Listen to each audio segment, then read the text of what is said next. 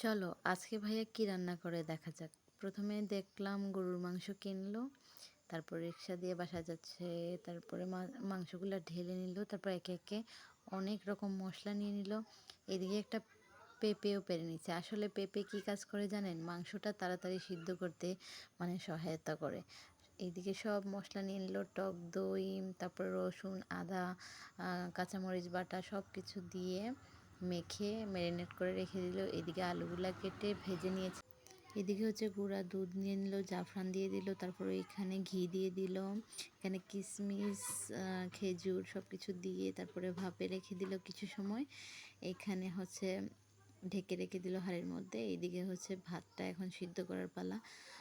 ভাতটা সিদ্ধ করে নিয়ে তারপরে মাংসের উপরে দিয়ে ভালো করে আঠা দিয়ে হাঁড়িটার মুখটা ঢেকে এই তো জাল করে নিল।